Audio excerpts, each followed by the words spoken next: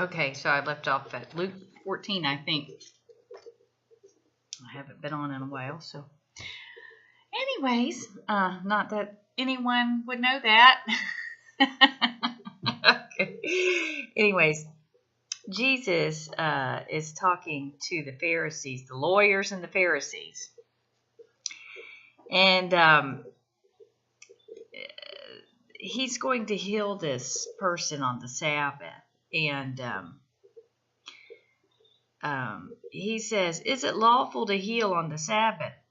Jesus asked, and they didn't answer. And he answered them, saying, "Which of you, having a donkey or an ox that has fallen into a pit, will not immediately pull him out on the Sabbath day?" And they could not answer him regarding these things. So he told a parable. When you are invited by anyone to a wedding feast, but his point was, which we've already read before, that of course he can heal on the Sabbath. Of course you can heal on the Sabbath. Even if you would save a donkey or an ox or a sheep, then of course a human being may be rescued. Okay. When you're invited by anyone to a wedding feast, do not sit down in the best place, lest one more honorable than you be invited by him. And he who invited you and him come and say to you, "Give place to this man," and then you begin with shame to take a lower place. But when you are invited, go and sit down in the lowest place, so that when he who invited you comes, he may say to you, "Friend, go up higher." Then you will have glory in the presence of those who sit at the table with you. For whoever exalts himself will be humbled, and he who humbles himself will be exalted. We see this all the time, right? People who exalt themselves. Then he also said to him who invited him, "When you give a dinner or a supper, do not ask your friends, your brothers, your relatives, nor rich neighbors, lest they also invite you back and you be repaid. But when you give a feast, invite the poor, the maimed, the lame, the blind, and you will be blessed, because they cannot repay you, for you shall be repaid at the resurrection of the just." So we are to honor and help just like we do with our families and friends. We are to give to the poor, the maimed,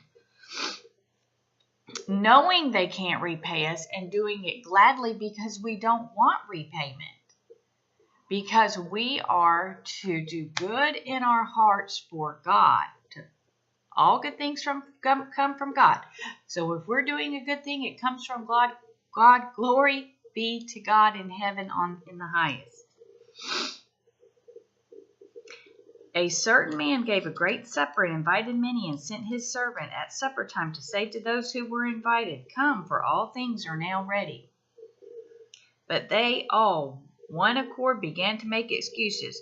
The first said to him, "I have bought a piece of ground, and I must go see it. I ask that you have me excused."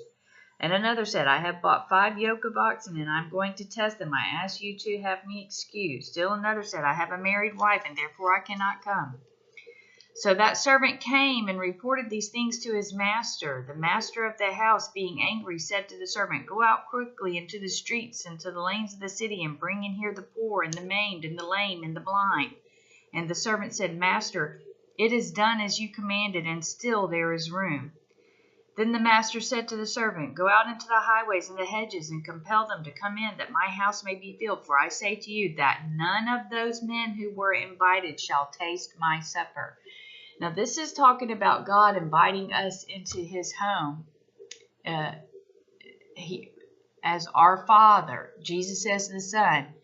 And although we know he is our Father and our Son, although people know this, they will turn away because they say they've made excuses why they can't come. And then here in this parable, he's showing, then you go out and you get the maimed, the poor, the lame, the blind for healing. Because although these other people weren't sick and they had other things to do, he invited the sick for there to taste his supper, his healing. And they will receive that, those who seek him. And then when he sends out his message, those who come, But when he sends out his message and they do not come. And a lot of this will be talked about like where people are comfortable in their lives. And so they don't make the effort to spend time with God, to pray, to know, that he is our God. It's important that when he calls us, that we come. And he could be calling us for a job. He could be calling us to speak with someone. He could be calling us to do a good deed, or just to celebrate with him. And maybe he's going, for whatever, just to be with him, to pray. Whatever it is that he calls us for, we go. We try to listen to God in our hearts and remind ourselves that we do have a job daily. I mean, we have our life, of course. People can take things to extremes, and some people do in both ways, evil and good, But I think I mentioned this before, how talking about the healing and the trust in God, and then they have these people who won't take their kids to a doctor because they say, no, God will heal them. Well, God has blessed these people on this earth with the intelligence and the drive to study and learn so that they can be doctors, so that they can heal.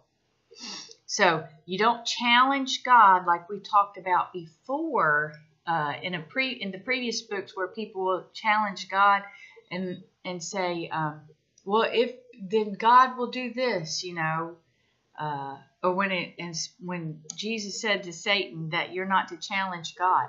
We don't challenge God. We receive the gifts that he has given to people on this planet, which is intelligence, hard work, caring, understanding these things. A lot of, I'm not going to say every doctor is good, but most of them try their best, and they can make mistakes, but they have studied a long time and they're trying very hard.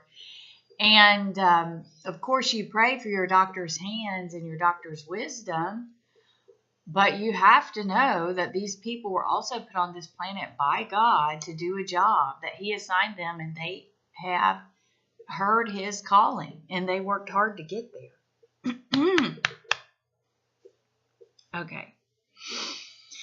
If anyone comes to me and does not hate his father and mother, wife and children, brothers and sisters, yes, even his own life, he cannot be my disciple. We are not all called to be disciples. There are prophets, but disciples give everything up. And when he's talking about this hate, it's the hate of the sin of, when Jesus said, who is my mother? Who is my brother? Everyone there that believed in God and believed in him as the Son of God, these are all his. He said, these are my mothers, these are my brothers, these are my sisters. This is his family. So if someone is actually called to be a prophet, they hate the sin of distinguishing between who is who, because in heaven that doesn't exist. A prophet is a special called servant to Jesus. And there's not a lot of prophets because it takes a special kind of blessing to be able to understand.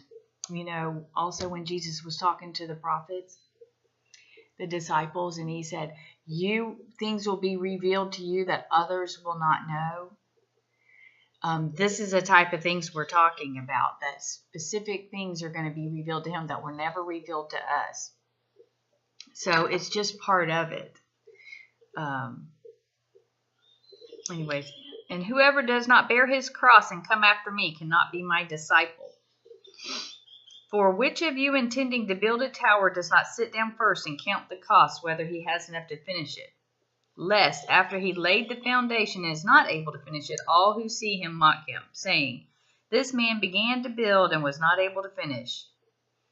Or what king going to make war against another king does not sit down first and consider whether he is able with the 10,000 to meet him who comes against him with 20,000? Or else, while the other is still a great way off, he sends a delegation and asks conditions of peace. So likewise, whoever of you does not forsake all that he has cannot be my disciple. So he's saying you have to give up everything that you have and prepare to do everything that God asked you to do, that Jesus asked you to do, in order to do the job that he's going to ask you to do. And a disciple, like I said, that's it's a very rare gift, I suppose is what you would say. Salt is good, but if the salt has lost its flavor, how shall it be seasoned? So teaching is good, but if the teaching has lost its flavor, if it has no purpose, then how is it going to work? It is neither fit for the land nor for the dunghill. So he's saying that these words that are taught, if they're not any good, it's not fit for the land or fit for the dunghill, but men throw it out. He who has ears, let him hear. In other words, they'll still throw out these words, but if they're not prepared, as far as a disciple, he's talking about a disciple right now, if they're not prepared to give it all up and be a disciple, then what are those words worth? So, and then he says, then the salt has lost its flavor. The words have lost their meaning. So it's important to but there are people who will throw out words, then they can come straight from this Bible, that are just using these words normally, not for the purpose of teaching the Bible, but like for the purpose of getting something out of men. Those words are not even fit for the dunghill. Our job as Christians is to fight the good fight. Okay, that's 14. And I'm going to stop because I have a lot to do today, but I hope you guys have a great day. And I don't even think anybody's watching these videos yet, but maybe one day. Probably just my kids. Anyways, love you kids. Have a nice day.